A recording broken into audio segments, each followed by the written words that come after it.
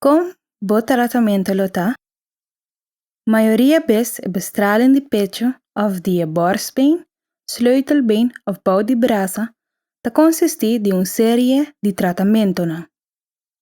E tratamento na provardo hasi tur dia e lo dura par de semana. Também tem tratamento de 3 vezes pa semana.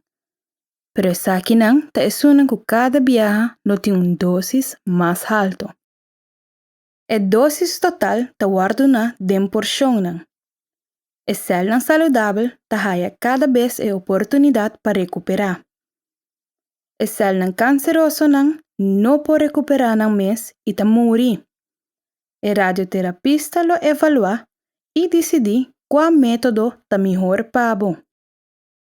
Promeco e tratamento começar, bota haya informação de nurse especializada em bestraling.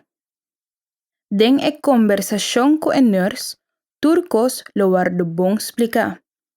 Também lo dona informação de como botinco cuida bo cuero durante a bestraling.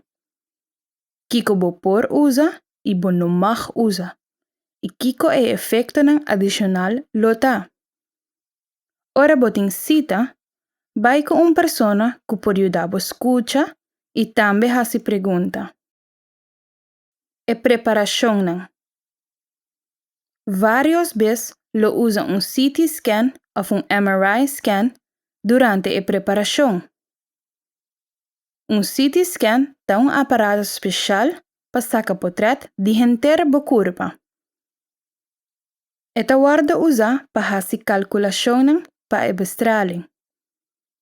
Ta guarda decidir em qual direção estralan ta chega na e tumor melhor.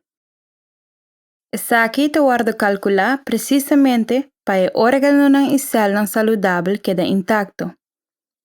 Depois ta marca o lugar que mestre haya bestraling com stift especial que ta difícil para quitar.